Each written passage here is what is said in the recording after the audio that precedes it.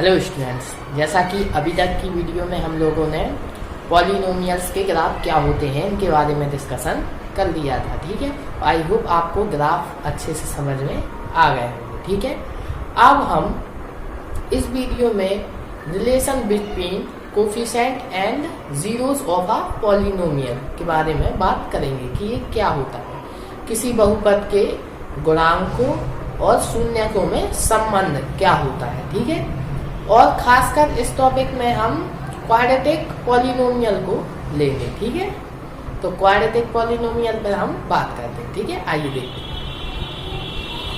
तो relation between zeros and coefficient of a polynomial. ठीक है, किसी बहुपद के गुणांकों और शून्यकों में संबंध। इस टॉपिक को देखने के लिए आप लोग हमें एक टॉपिक को उठाना होगा जो 9th में आप लोग पढ़ के आए होंगे। ठीक है, अब वो टॉपिक है किसी बहुपद का गुणनखंड ज्ञात करना। ठीक है, तो जैसे कि एक द्विघात बहुपद दिया होता था x² + 5x - 6। ठीक है, इसके आपको गुणनखंड बताने पड़ते। ठीक है, तो इस बहुपद के गुणनखंड को हम कैसे ज्ञात करेंगे, ठीक है, इसके बारे में हम बात करेंगे। तो कैसे करते थे, जो 6 और यहाँ पर 1, इन दोनों का मल्टीप्लाई करने पर हमें कितना मिला, 6। ठीक है, तो गुणा करने पर 6 और जोड़ने पर ऐड, जोड़ने पर हमें कितना प्राप्त हो जाए, नहीं सॉरी, इस चिन्ह से। ठीक है, जो लास्ट में है उस चिन्ह से हम क्या पता करेंगे कि हमें उन दो संख्याओं का योग करना है या घटाना। ठीक है, तो गुणा करने पर 6 और घटाने पर हमें कितना प्राप्त हो, 5। ऐसी दो संख्याएं हमें प्राप्त करनी है। ठीक है, तो उन्हीं से हमें क्या बनेगा, इस कि हम गुणनखंड कर पाएंगे। ठीक है, तो कौन सी, 6 और 1, ये दो संख्याएं हैं जिनका गुणा करने पर 6 और घटाने पर हमें क्या प्राप्त होगा, 5। ठीक है, तो 6 और 1 हमारे इन दो संख्याओं के क्या हो जाएंगे, फैक्टर। ठीक है, अब उन्हें हम देखो कैसे लिखेंगे। ठीक है, x² + 5 को 6 - 1 और x बाहर -6। ठीक है, x² प्लस x का अंदर मल्टीप्लाई 6x - x -6। ठीक है, अब यहाँ दोनों से कॉमन क्या आ रहा, x, तब यहाँ x बचेगा, यहाँ पर 6, यहाँ दोनों से कॉमन -1, तब x + 6। अब फिर से x + 6 दोनों से क्या रहा, कॉमन, तब x - 1 बचेगा। तब ये दोनों इस बहुपद के क्या कहलाएंगे, गुणनखंड। ठीक है, ये दोनों इस बहुपद के क्या कहलाएंगे, गुणनखंड।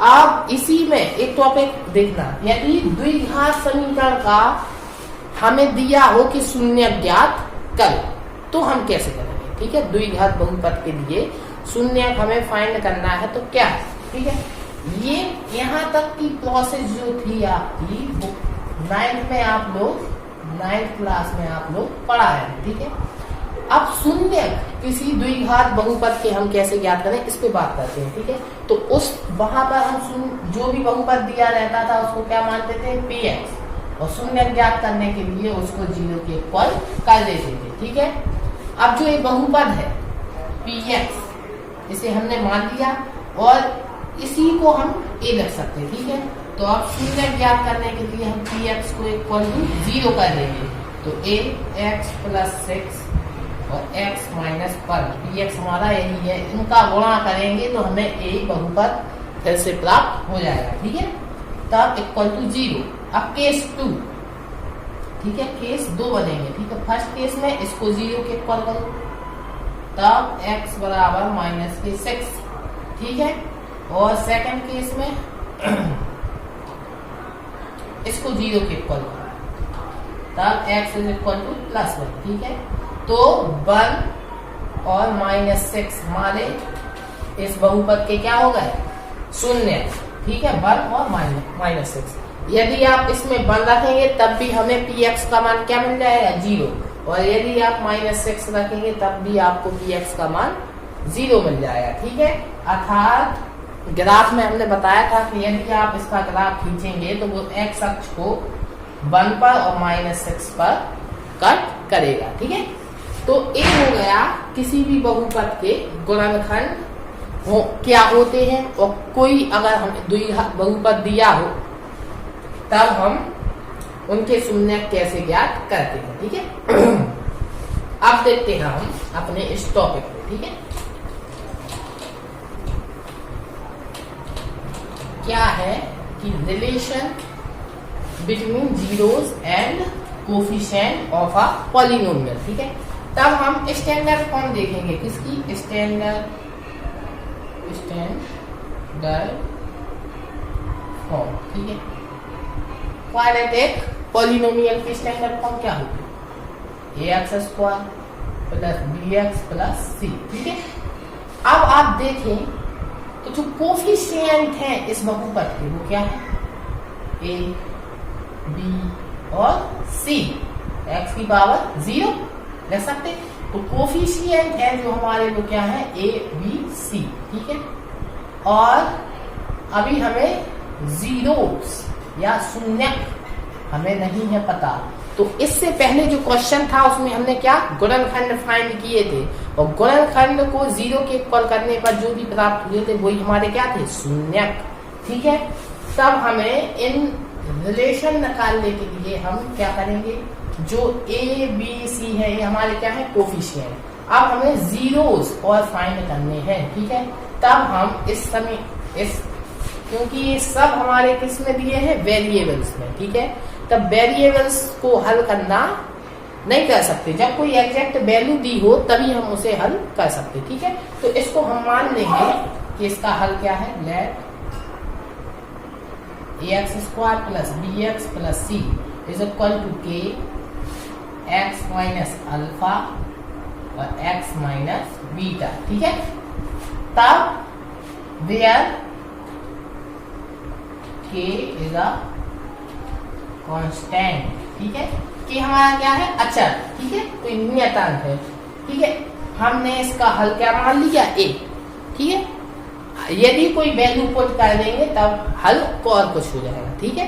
तब अभी के फिलहाल के लिए हमने इसका हल इसके इक्वल मान लिया, तब ax² plus bx plus c is equal, ठीक है, कि इन दोनों का मल्टीप्लाई करने पर x² minus alpha plus beta x plus alpha beta मिलेगा, ठीक है।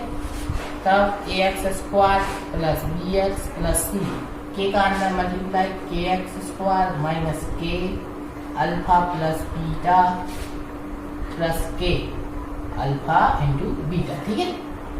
अब हमें क्या करनी है, तुलना करानी है दोनों साइडों की, कंपेयर है बोथ साइड, ठीक है।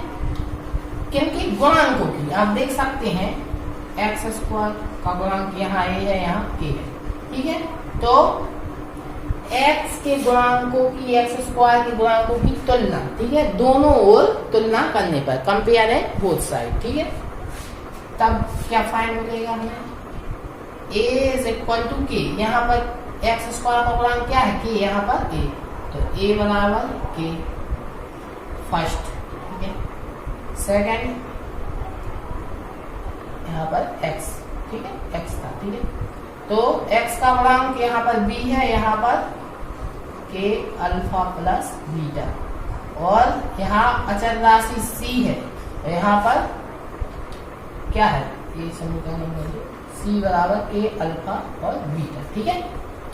तब एक क्वेश्चन नंबर 3, तब हम देखेंगे कि यदि हम k की वैल्यू को इसमें रख देंगे, क्या है, कि माइनस का था, देखो माइनस का, यहाँ पर पॉजिटिव यहाँ पर नेगेटिव, तब ये माइनस का था, ठीक है। तब इन दोनों फ्रॉम 1 and 2 ए का मान इसमें रख देंगे, ठीक है, के का मान, ठीक है, के की जगह क्या रख सकते ए, ठीक है, अल्फा प्लस बीटा, तो alpha plus beta is equal to कहाँ जाएगा तो माइनस के बी अपॉन ए फर्स्ट, ठीक है, और फ्रॉम 1 एंड 3 क्या मिलेगा, सी बराबर के की जगह a alpha beta, then alpha beta is equal to c upon a, ठीक है। तो ये दो रिलेशन है किन के बीच, जीरोस और कोफिशिएंट के बीच, ठीक है।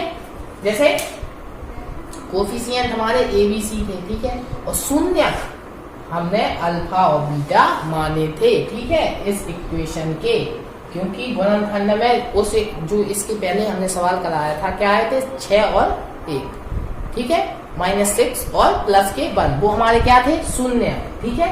तो यहाँ पर अल्फा और बीटा हमारे क्या है शून्य, ठीक है। तो इन्हीं देखो ये रिलेशन आ गया कि शून्य को का योग किसके इक्वल होता है, एक्स के गुणांक माइनस के एक्स के गुणांक को अपॉन में एक्स स्क्वायर के गुणांक, और मूलों का मतलब जो भी हमारे ये थे शून्यकों का गुणनफल वो किसके इक्वल होता है, अचल पद और एक्स स्क्वायर के गुणांक के बटे, ठीक है, अनुपात के, ठीक है। तो ये दो रिलेशन है जो हमें फाइंड करने थे, ठीक है, और इन्हीं रिलेशनों पे आधारित आपकी किताब में क्वेश्चन दिए होंगे। तो ये क्वेश्चन जब भी फटाफट में हम देख लेते हैं, ठीक है। क्या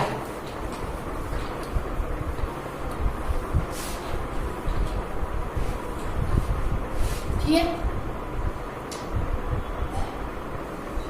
x square plus x minus 12, ठीक है। तब हमें फिर क्या फाइंड करने हैं, शून्यकों का योग और शून्यकों का गुणनफल। आपको दिया होगा find the multiplication of zeros and addition of zeros, तब आपको ऑफ दिस पॉलिनोमियल, ठीक है, तब आपको क्या करना है, गुणा करने पर 12 और घटाने पर हमें क्या 1 प्राप्त हो, ऐसी दो संख्याएं देखनी है, वो क्या है 3, 4 और 3। अब आपके दो मेथड है, आप एक तो है कि आप इसके गुणनखंड करें, शून्य को निकाल दें, ठीक है, शून्य फाइंड करने के बाद क्या करें, आप उनका योग कर दें और मल्टीप्लिकेशन निकाल दें, ठीक है। तो एक मेथड तो ये होगा, और एक मेथड आपको कुछ नहीं करना, क्या करना, कुछ भी नहीं करना, आपको इसकी तुलना स्टैंडर्ड फॉर्म से करा देंगे, ठीक है। तब ए यहाँ पर 1, यहाँ पर a is equal to 1, b is equal to 1, c is equal to minus के 12, ठीक है।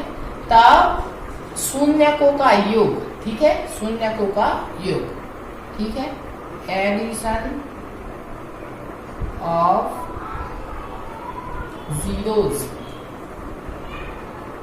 इज इक्वल टू हमें क्या है माइनस के बी अपॉन ए, ठीक है। तो माइनस के 1 upon 1 is equal to minus के 1, ठीक है, और multiplication of zeros c upon a, तब माइनस के 12 upon 1 is equal to minus के 12, ठीक है।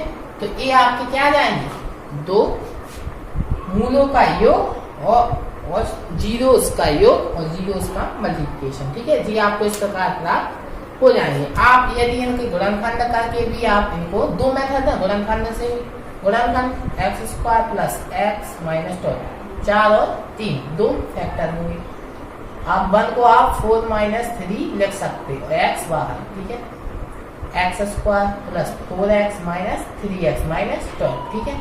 अब इन दोनों में से x कॉमन आया, x प्लस 4, इन दोनों में से माइनस 3 x प्लस 4, ठीक है, x प्लस 4, ठीक है, x प्लस 4 कॉमन दोबारा लेंगे, x माइनस 3। अब यदि हमें इसके शून्य जीरो प्राप्त करने तब हमें इसको इक्वल टू 0 कर देंगे, तब x प्लस 4 बराबर 0, तब x बराबर -4, x माइनस 3 इक्वल टू 0, तो x बराबर 3। ठीक है, अब आप देख सकते हैं ये शून्यक है, शून्यकों का मल्टीप्लिकेशन क्या आएगा, -4 इंटू 3 इक्वल टू -12। देख सकते हैं आप पहले ही फॉर्मूले से डायरेक्ट, और शून्यकों का योग निकाल लीजिए, -4 प्लस 3 इक्वल टू -1। ठीक है, आप पहले ही फॉर्मूले से निकाल चुके। ठीक है, तो दो मेथड है, आप किसी भी बहुपद के गुणनखंड ज्ञात कर ले, और सेकंड मेथड क्या है, एक फॉर्मूले से ज्यादा शून्यकों के योग और शून्यकों का मल्टीप्लिकेशन सिंपल रूप से ज्ञात किया जा सकता है। ठीक है, तो आज की वीडियो में इतना ही, और यदि आपको ये वीडियो अच्छी लगी हो तो सब्सक्राइब करें, लाइक करें और कमेंट करें। ठीक है, थैंक यू सो मच। अगली वीडियो में आप और आगे और अच्छा देखेंगे। ठीक है, क्योंकि आपको ना कोई रोके ना कोई टोके, आप तो सब्सक्राइब का बटन ठोकिए। Thank you.